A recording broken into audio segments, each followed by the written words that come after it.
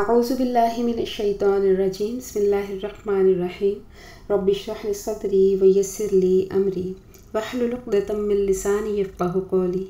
آمین یا رب العالمین۔ یہاں پر وہ 5 رکوع اختتام ہوئے جن میں آپ کی بعثت خاصہ الی اہل العرب وہ اس کی تکمیل ہو گئی، یعنی اس کے مقاصد پورے ہو گئے۔ اس ضمن میں آخری اب احکام دیے گئے ہیں اور یہاں سے غزوہ تبوک کا سلسلہ شروع ہو رہا ہے کہ اگلے 6 رکوع غزوہ تبوک کے بارے میں نازل ہو رہے ہیں۔ غزوہ تبوک کی مختصر تفصیل یہ ہے کہ مدینہ طیبہ میں یہودیوں کا ایک مذہبی اور سیاسی پیشوا تھا، ابو عامر راہب، جو بہت ہی زیادہ ہوشیار اور چالاک آدمی تھا اور اسلام کا اور آپ صلی اللہ علیہ وآلہ وسلم کا بہت بڑا دشمن تھا۔ بدر سے لے کر غزوہ خندق تک کی ہر لڑائی میں اس کا کہیں نہ کہیں ہاتھ تھا۔ ایون اگلے کچھ اسباق میں مسجد زرار کا ذکر آئے گا، وہ بھی اسی کی کوششوں سے بنی تھی۔ جس وقت فتح مکہ ہو گیا، عرب کا سارا علاقہ اسلام کے جھنڈے تلے آ گیا، تو اس کو بہت اس چیز کی تکلیف تھی اور یہ روم کے بادشاہ ہرقل روم کے پاس گیا اور اس کو کہا کہ عرب کی سرزمین پر مسلمانوں نے قبضہ کر لیا ہے اور اب وہ روم کی طرف دیکھ رہے ہیں کہ وہ روم کو فتح کرنا چاہتے ہیں۔ ہرقل روم اس سے پہلے بھی کچھ باتیں سن چکا تھا اور اس نے جب اس کی زبان سے چیزیں سنی اور اس کو خطرہ لاحق ہوا تو اس نے کہا کہ اس سے پہلے کہ مسلمان ہم پر حملہ کریں تو ہم ان پر حملہ کر دیتے ہیں۔ چنانچہ اس نے ہجرت کے 9ویں سال رجب کے مہینے میں لاکھوں کی تعداد میں اپنی فوجیں تبوک کے مقام پر پہنچا دی۔ نبی پاک صلی اللہ علیہ وآلہ وسلم کو جب اس کی خبر ملی تو آپ نے تحقیق فرمائی، کیونکہ آپ کسی بھی خبر پر تحقیق کے بغیر عمل نہیں کرتے تھے۔ اس سے پہلے جو بھی جہاد ہوتا تھا اس میں نفیر عام نہیں ہوتی تھی، یعنی کچھ لوگ جاتے تھے اور کچھ نہیں جاتے تھے، لیکن اس غزوہ میں اعلان عام تھا سب کے لیے کہ تمام مسلمان اس میں شریک ہوں۔ مگر اللہ کی یہ آزمائش تھی کہ ادھر فصل تیار تھی، شدید گرمی کا موسم تھا، یہاں پر مسلمانوں کا امتحان ہو گیا اور منافقین بھی ظاہر ہو گئے۔ آپ صلی اللہ علیہ وآلہ وسلم 30,000 کا لشکر لے کر چل پڑے، مگر وہاں پر جنگ کی نوبت ہی نہیں آئی اور یوں رومن امپائر جو تھی وہ فتح ہو گئی۔ اور جب سب کو نکلنے کا حکم ہوا تو اسی صورت میں آگے الفاظ آ جائیں گے کہ منافقین نے کہا کہ لا تنفروا فی الحر، کہ مت جاؤ، گرمی بہت زیادہ ہے۔ تو اس کے جواب میں اللہ پاک نے بھی کہا کہ قل نار جہنم اشد حرا، کہ آپ کہہ دیں کہ جہنم کی آگ بھی بہت گرم ہے۔ تو اس موقع پر جن لوگوں نے کمزوری دکھائی تو اللہ تعالیٰ نے ان کو تنبیہ فرمائی کہ اگر تم اپنے نبی کے ساتھ جہاد میں شریک نہیں ہوگے تو اللہ تعالیٰ اس کی مدد کا کوئی دوسرا ذریعہ پیدا فرما دیں گے۔ اللہ پاک فرماتے ہیں یا ایھا الذین آمنوا، اے لوگو جو ایمان لائے ہو، ما لکم، تمہیں کیا ہو گیا ہے، اذا قیل لکم، کہ جب تمہیں کہا جاتا ہے، انفروا فی سبیل اللہ، کہ کوچ کرو اللہ کے راستے میں، ثاقلتم، تو تم بوجھل ہو جاتے ہو، الی الارض، زمین کی طرف،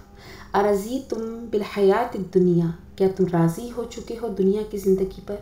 من الآخرہ، آخرت کے مقابلے میں، فما متاع الحیات الدنیا، بس نہیں ہے فائدہ دنیا کی زندگی کا، فی الآخرہ، آخرت کے مقابلے میں، الا قلیل، مگر بہت تھوڑا، الا تنفروا، اگر تم کوچ نہیں کرو گے، یعذبکم عذابا علیما، تو اللہ تمہیں عذاب دے گا، دردناک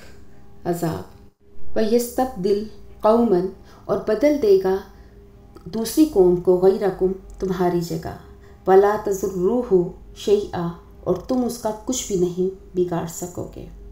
واللہ علی کل شیء قدیر، اور اللہ ہر چیز پر قادر ہے، الا تنصروہ، اور اگر تم مدد نہیں کرو گے اس کی، یعنی رسول صلی اللہ علیہ وآلہ وسلم کی، فقد نصرہ اللہ، تو پس تحقیق اللہ اس کی مدد کرے گا، اذ اخرجہ الذین کفروا، جب نکالا اس کو ان لوگوں نے جو کافر تھے، ثانی اثنین، 2 میں سے دوسرے تھے، اذ ہما فی الغار، جس وقت وہ دونوں غار میں تھے۔ اس کی تفصیل ہم 9ویں پارے میں پڑھ چکے ہیں کہ جب نبی پاک صلی اللہ علیہ وآلہ وسلم کے لیے مشرکین نے قتل کا منصوبہ بنایا تھا تو آپ کو ہجرت کا حکم آیا اور آپ اور حضرت ابو بکر صدیق جبل سور کی چوٹی پر ایک غار میں جا کر چھپ گئے تھے۔ تو وہاں پر جب مشرکین بہت قریب آ گئے تو حضرت ابو بکر صدیق پریشان ہو گئے اور انہوں نے عرض کیا، یا رسول اللہ، اگر یہ لوگ اپنے پیروں کی طرف بھی جھک کر دیکھ لیں تو ہمیں پا لیں گے۔ تو اس موقع کا ذکر ہے کہ اذ یقول لصاحبہ، کہ جب کہا اس نے اپنے صحابی سے، لا تحزن، کہ نہ غم کرے، ان اللہ معنا، کہ بے شک اللہ ہمارے ساتھ ہے۔ فانزل اللہ، پس نازل کی اللہ نے سکینتہ علیہ، ان پر اپنی تسلی، وأیدہ، اور اللہ نے ان کی تائید کی، بجنود لم تروہا، ایسے لشکروں کے ساتھ کہ جن کو تم نے نہیں دیکھا، کہ فرشتوں کا لشکر اترا جو نظر نہیں آ رہا تھا، لیکن اس کے بعد کفار کے دل میں اتنا رعب پیدا ہوا کہ وہ خود ہی اپنے آپ کوستے ہوئے وہاں سے چلے گئے۔ اس طرح اللہ نے ان کی مدد فرمائی۔ وجعل، اور کر دیا، کلمۃ الذین، اللہ نے ان لوگوں کا فیصلہ، کفر السفلی، کہ جنہوں نے کفر کیا تھا، کہ ان کو اللہ تعالیٰ نے ناکام کر دیا، کہ ان کا جو منصوبہ تھا کہ معاذ اللہ وہ آپ کو شہید کر دیتے، وہ ایسا نہ کر سکے۔ وکلمۃ اللہ، اور اللہ کا فیصلہ، ہی العلیٰ، ہی غالب ہے، واللہ عزیز حکیم،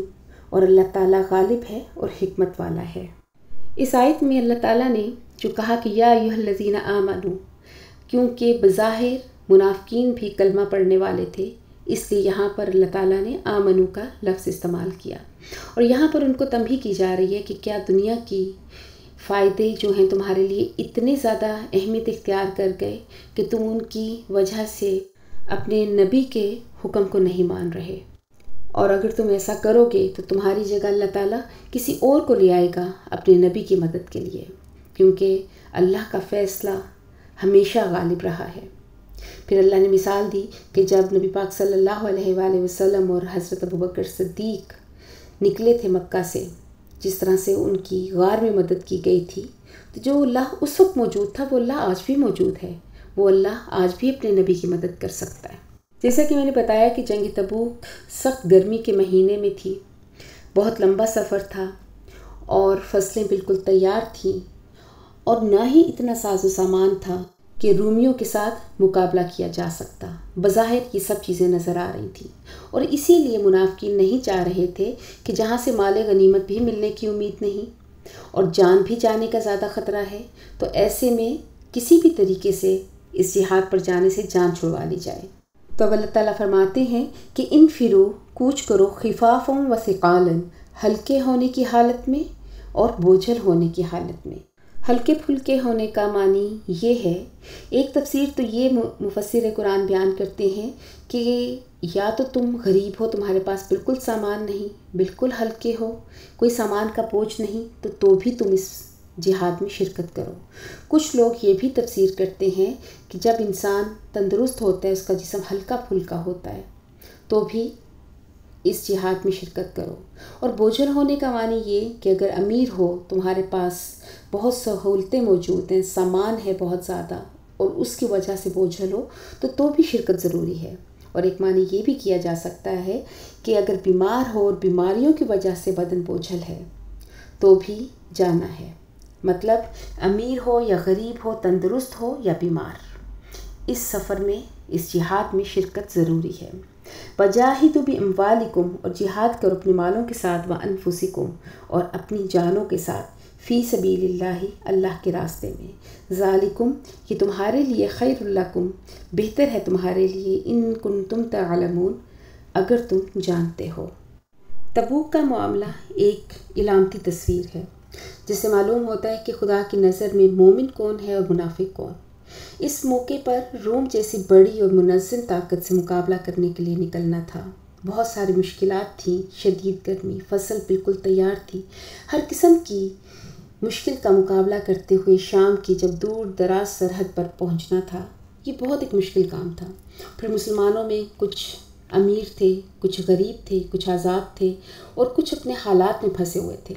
مگر اللہ کا حکم تھا کہ ہر حال میں نکلو، کسی بھی چیز کو اپنے لیے بہانہ نہ بناؤ۔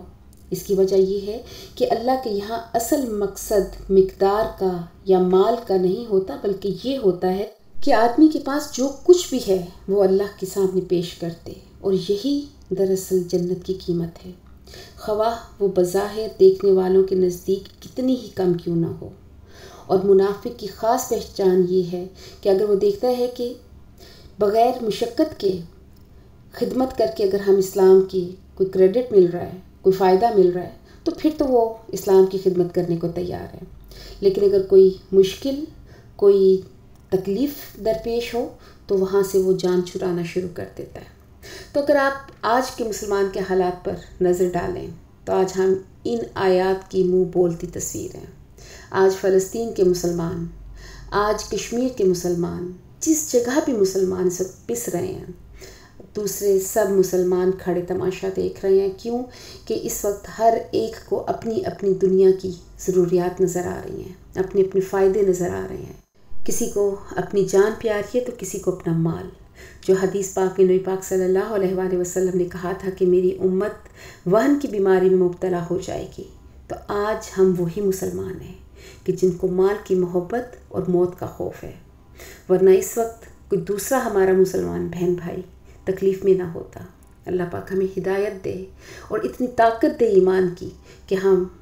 اپنی جان اور مال کی پرواہ کیے بغیر ان مسلمانوں کی مدد کر سکتے ہیں۔ آج بھی وقت ہے کہ ہم اپنی اصلاح کر سکتے ہیں، ورنہ جیسے پچھلے اسباق میں اللہ پاک کی ہم نے آیت پڑھی تھی کہ فَتَرَبَّصُوا حَتَّى يَأْتِيَ اللَّهُ بِأَمْرِهِ، کہ بس پھر انتظار کرو اس سے پہلے کہ اللہ اپنا حکم لے آئے۔ وَآخِرُ دَعْوَانَا أَنِ الْحَمْدُ لِلَّهِ رَبِّ الْعَالَمِينَ۔